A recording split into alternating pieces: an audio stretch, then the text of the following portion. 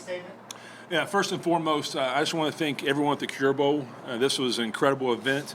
A bowl game we wanted to come here for a long time, and we finally got the chance. And just the hospitality that we had here in Orlando, the way they treated our players, everybody in our administration, our whole program was a first-class bowl game.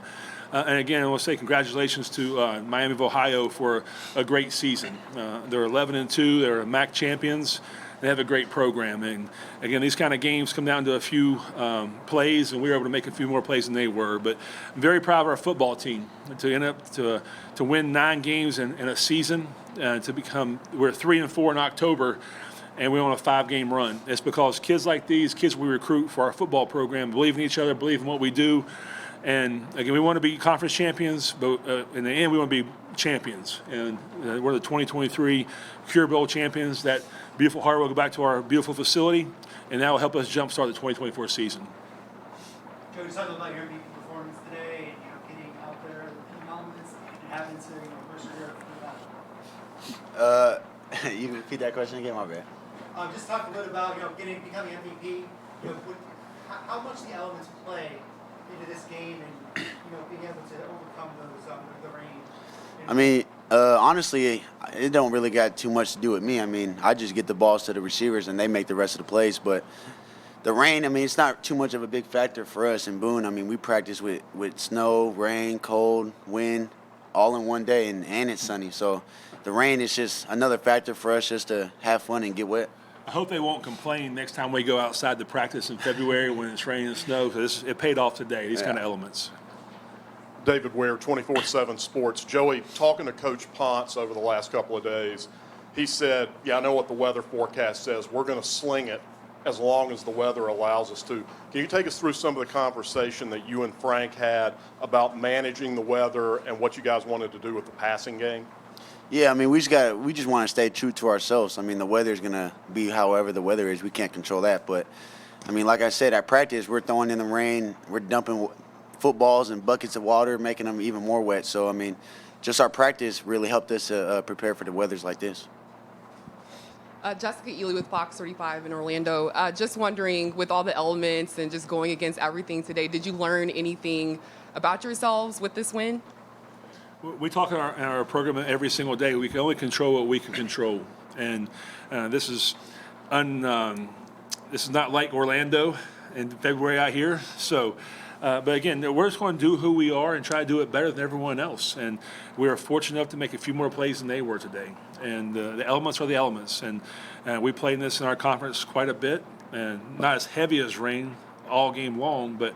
I think it speaks to the resilience of our players, and these two kids beside me are great examples of what we, how we recruit, how we do things. Nick's just graduated from college, and Joey has one more year left. So we're going to be true to who we are and enjoy what we have here. Justin Jones from CarolinaGridiron.com. You kind of went into the season with 2 new coordinators, and then you were able to come out here with just a bowl game win. How is that a testament to your team for this 2023 season? I think it talks to our program. This is actually the fourth. This is the 4th year as the head football coach at App State. This is the 4th different offensive coordinator, and celebrate Coach Ponce. He was there previously. We were assistant coach together, and he was there before we went to the University of Miami. But we're going to be who we are. The coordinators can come in and have some adjustments, but the nucleus of who we are going to be is who we're going to be, because we have such good coaches in our building that they're going to get poached. I'm not saying for better jobs, but for some more money.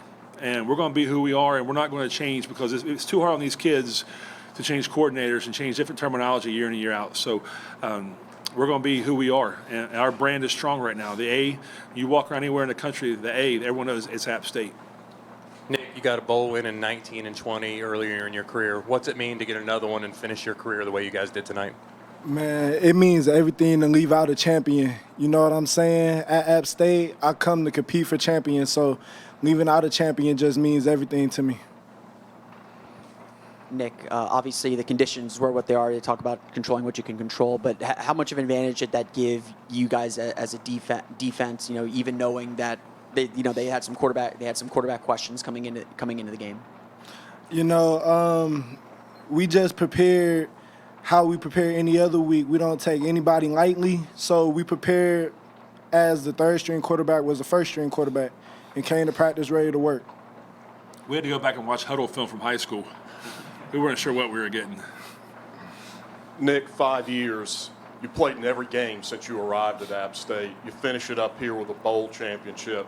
You know, can you kind of maybe summarize your journey through App State and to end with that trophy sitting next to you? How significant is that for you? It just means everything. My journey at App State, it hasn't been anything far from easy, you know what I'm saying? I just came every day to work, and it just means everything to just leave out a champion. Nick, congratulations on graduating, by the way. Regardless of the weather, you got the first fumble in the game, and as you're watching as a defense, the ball hitting the ground more on both sides, does that get you guys looking your chops a little bit, knowing that you're just a hit away from making a play? Yes, sir. Yes, sir, definitely. Shawn, kind of going back a little bit in time, you're sitting at 3-4. You've lost a couple of games in a row, and you kind of had to regroup the troops a little bit. You came up with the mantra, keep digging. I don't see the familiar pickaxe with you. Maybe they wouldn't let you travel with it this week. But, you know, to finish the season 6-1, you come out of here, you're the bowl champions. You know, how would you put into words what these guys were able to accomplish over that last 7 games when the odds were pretty long against you? Yeah, there are high expectations at App State, and it's championship or bust.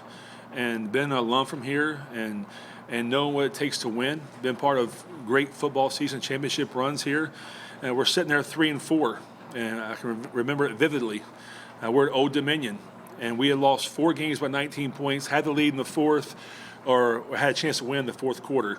And I told our players if they stuck together and believed in one another and played for one another, we'd be champions. And it came to fruition. But you watch one of a 5-game run where we took week by week and did our very best to come out with the best product on the football field. And all the credit goes to our players. There's nothing that a coach did. It's our players, the way they came to work every single day, put extra time in the film room, did all the extra things we had to do to be successful. So I'm very proud of everyone inside that building because we stuck together, we locked arms, and said, we have the pen last in our story, and we're going to write this story how we want it. And no one can dictate how this story ends except us. And today, we're going to throw that pen away as 2023 Cure Bowl champions. Any more questions for Nick or Joey? Joey, just in these conditions, maybe a kneel down isn't something you can relax on, just the way how wet the ball was. But what was it like to be able to do that at the end? And then what was the vantage point of the celebration toward midfield? What did you see from your perspective? Yeah, I mean, actually, me and K-Raw, he wanted to take the last snap, but he was too scared because he said the ball was a little too wet. So I just took the knee and I seen the puddle. I mean, obviously during the whole game. So I told the O-line, like, once we finish this last snap, especially for the seniors, I mean, Bug, Dame, and Zay, I told them after we take this last snap, we're gonna run and slide in that puddle. You mean to tell me K-Rob was going to take the last snap? Yeah, he wanted to. You've been walking back to Boone. Just one more for Nick. A lot of fumbles today. Talk about the intensity of your defense and how you approach this game. You know, I'm so proud of our defense. I just feel like we're more physical than the other defense to create more fumbles. And I also like to give a tip to Coach Sloan for the starters and the finishers. So when the balls was on the ground, I mean, we do a starter and a finisher at the end of every practice to be prepared for situations like these, like scoop and score and fumble recovery drills. Thank you. Any more questions for the players? All right, guys. I just want to say thank you again to everyone involved in the Cure Bowl. What a great cause. This game is bigger than football, and everyone here was first class, treated us like royalty, and we thrilled to death to come back here again, only if it's better weather. Thank you guys very much. Joey, you can be dismissed. Coach, you can stay up and All right. answer a couple more questions. Go back and celebrate your teammates. Coach, you want this? Or you want to give this to the players? I want that. That's going in my seat tonight.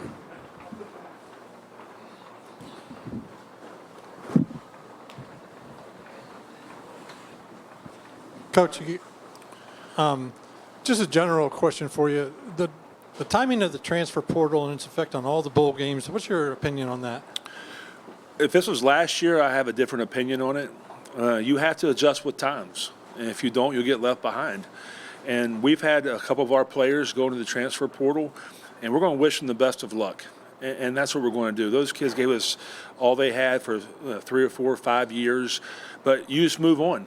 And we made a decision as a team that, hey, listen, if you want to leave, leave. We're going to coach and play the guys who are here. And that's the beauty of our program. It doesn't matter who gets the credit. We come to work every single day. So we're not going to let any the transfer portal world mess with our way we feel right now. So we'll go back tonight tomorrow morning, and we're back to work tomorrow. We have a kid come in tomorrow on an official visit. So because it's one day before it goes dead, and then we'll work over the break, and when it goes live again, we'll start recruiting. But it has changed. Again, the signing date's backed up till next Wednesday. It used to be this past Wednesday, and you just have a little break in there. There's no break anymore in college football. So it is what it is, and you have to adjust to it, or else you'll be left behind. There's a lot of things I want to change to it, but they don't listen to me. It's just hard. I mean, we spend so much time away from our own families around the holidays, around every single day. And now you're taking more time from a personal standpoint. And we know we have to work, but when you work 18 hours a day since August the 1st, those are long times. You need a break. And our players need a break. But as soon as everybody goes to the portal, they wish we recruited again.